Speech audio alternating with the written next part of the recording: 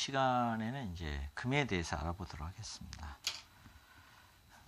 먼저 이제 금 그러면 이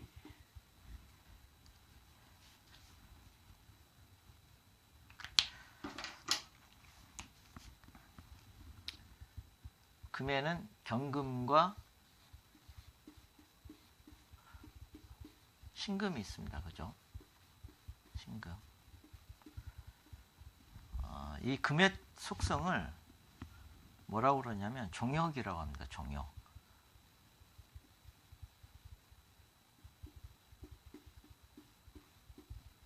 종역.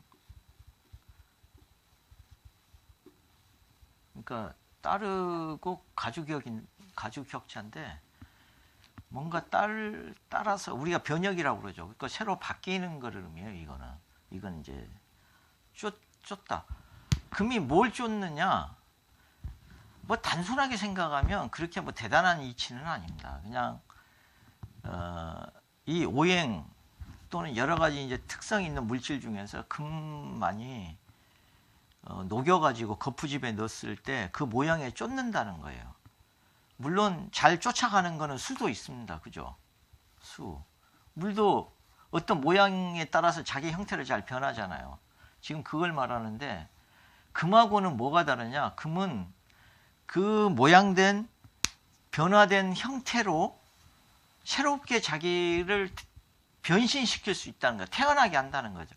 근데 물은 변했다가 또 다시 제자리로 가버리잖아요. 금방금방 다른 형태로 변해버리잖아요. 새롭게 바뀐다는 의미가 아니잖아요. 금은 새롭게 태어난다는 의미가 있어요. 바뀌어서. 왜냐하면 거푸집에 넣으면은 전혀 다른 모양으로 그 형태를 유지하면서 바뀌어 있잖아요. 그래서 이제 종역이라고 이제 얘기를 한 겁니다. 근데 금이 잘하는 역할은 자연에서 하는 역할은 종역으로 이해를 하면은 해석을 잘 못합니다. 그거는 포양작용이나 숙살작용을 이해를 해야 금이 자연에서 어떤 역할을 제대로 하는지 이해를 할 수 있습니다. 여하튼 우리가 이제 오늘 공부해야 될 거는 이제 요게 금의 양이고 이게 이제 음이죠.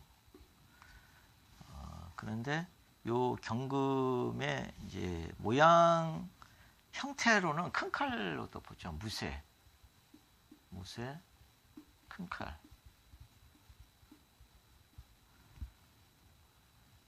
무쇠 큰 칼.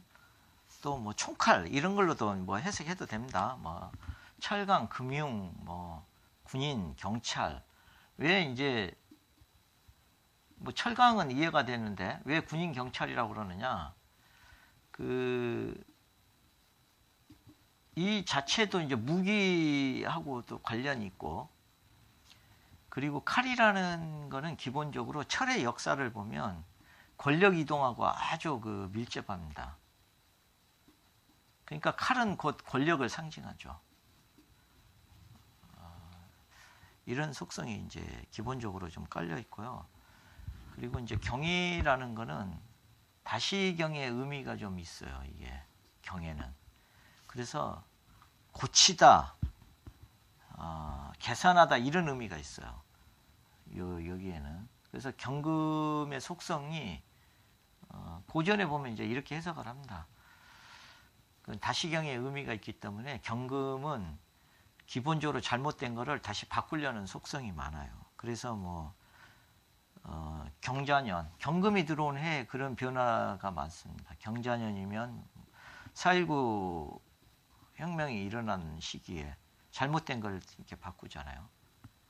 뭐 경신년, 이때 같으면 전두환 정권이 들어왔을 때입니다. 뭐 사회 정화를 시킨다고 그러면서 잘못된 거, 악을 일소시킨다 이러면서 이제 명분으로 정권을 잡으러 나오잖아요. 그래서 이제 경이 대운에서 오면 다시 뭔가 바꾸고 변화를 시도하려는 속성이 있어요. 그게 그런 게 있고, 그 다음에 이제 금의 속성상 의리도 있고 끊고 맺는 게 좀 분명하고 결단력도 있고 또 밀어붙이는 추진력도 있죠, 그죠? 그게 이제 금이 갖는 속성이에요. 그러니까 이제 저게 잘 갖춰지면 카리스마가 좀 있습니다. 카리스마가.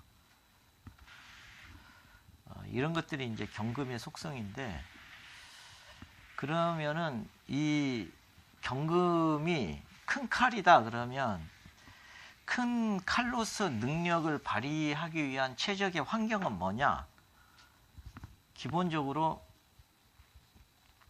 목을 잘 만나야 되고, 두 번째 화를 잘 만나야 되고, 수를 잘 만나야 됩니다.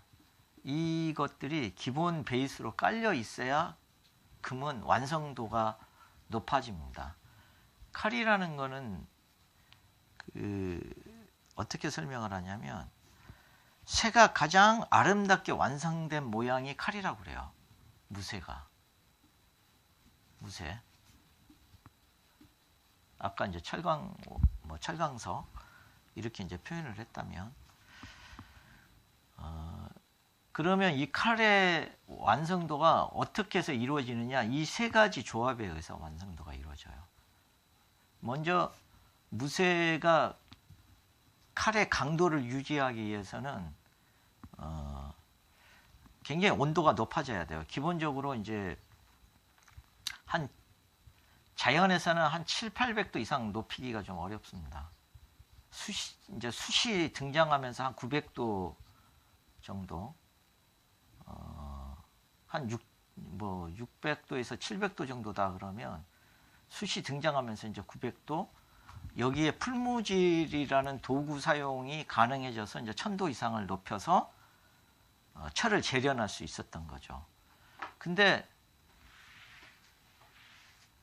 이 목이라는 중간에 목 생활을 못 해줬으면요, 금을 못 녹여요. 아까 풀무질이 있었기 때문에 철기 문화가 등장하기 시작합니다. 그게.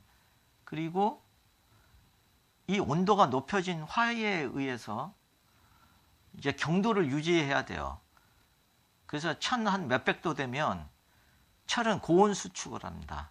다른 거는 고온 팽창을 하는데, 철만이 고온 수축을 해요.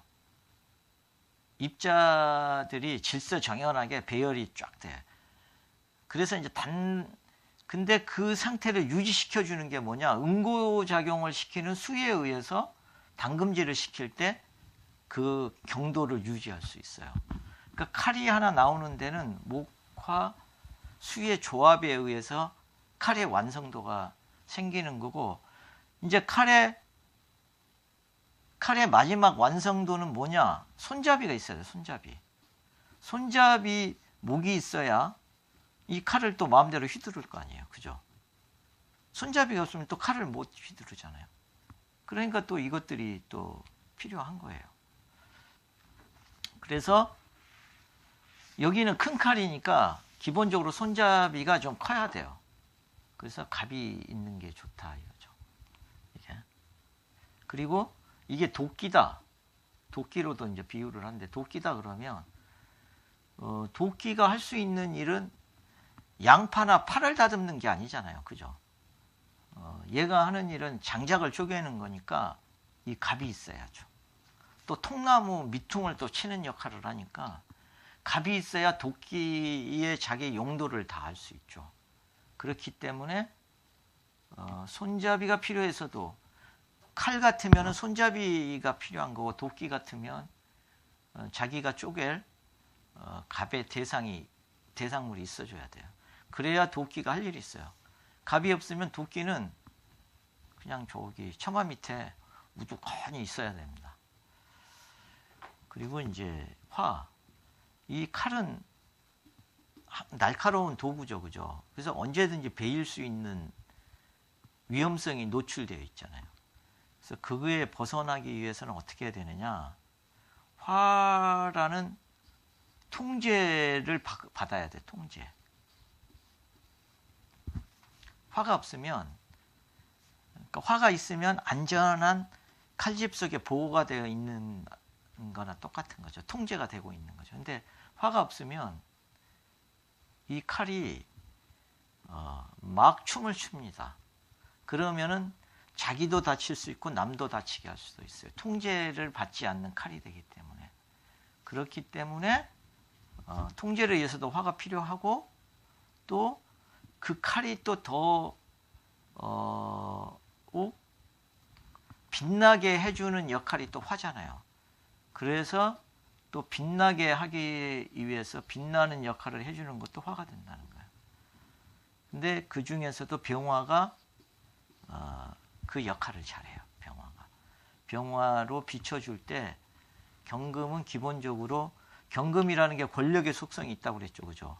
근데 권력이 있는 그 병화를 경금이 권력의 속성이 있는데 병화 자체가 국가, 권력 이런 의미가 있다고 그랬잖아요.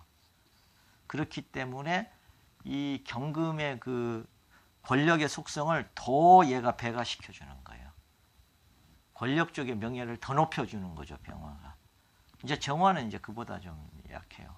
근데 사람들은 어설프게 공부를 해서 정화가 경금을 녹이기 때문에 더 좋은 줄 알아요. 절대 그렇지 않습니다. 명예는 병화로 비춰질 때 명예가 더 높습니다. 그걸 꼭 아셔야 되고, 정화는 밤에 빛나는 속성상 남이 잘 가지 않는 분야에서 성공하는 경우들도 있어요. 밤에 빛나는 칼에 의해서 명예가 빛나는 형국이니까 이제 그렇게 이해를 하시면 되고, 수는 그 고온 수축을 해서 그 강도를 유지시켜주는 담금질을 하는 게 수라고 그랬잖아요. 그래서 금은 수로 닦일 때만이 그 날카로움을 유지할 수 있기 때문에 생명을 살상할 수 있는 살상 도구로서 사용이 가능해요. 그래서 반드시 금은 수를 볼 때 그 날카로움이 더합니다. 금이 수를 만나지 못하면요, 사람을 살상하는 도구로 사용하기가 어려워요. 이게. 그래서 이제 금은 반드시 수를 만날 때 그 날카로움을 더할 수 있어요. 고온 수축 이야기했죠, 그죠? 그렇기 때문에 수를 봐야 되는데 그 중에서도 이제 금이 크잖아요, 경금은. 그러니까 작은 물보다는 큰 물을 만나야죠. 임수 같은 수를. 이런 수량이 많은 물을 만났을 때 그 물로 경금을 이렇게 담금질을 시켜줄 때 이 경금이 훨씬 더 완성도 있는 날카로움을 보이는 칼로서의 역할을 더 잘할 수 있는 거예요. 여기서는 이제 병화 속성, 간모, 임수 이런 이제 조건이 필요하다는 것을, 만약에 여기서 을목이야. 그러면 여기는 큰 칼의 손잡이가 너무 작죠. 을목이니까. 그죠? 그러니까 어떻게 되겠어요? 손잡이가 작으니까 큰 칼로서의 능력이 떨어지는 거잖아요. 그리고 경금이 도끼인데 자를 수 있는 것들이 회초리밖에 없어. 뭐 회초리 같은 아주 작은 화초 같은 나무밖에 없어. 그러면은 경금이 자기 역할을 할 수 있는 게 제한적이 되는 거죠. 그리고 이게 재물인데 재물이 너무 작잖아요. 그러니까 사업을 하기는 좀 어렵죠.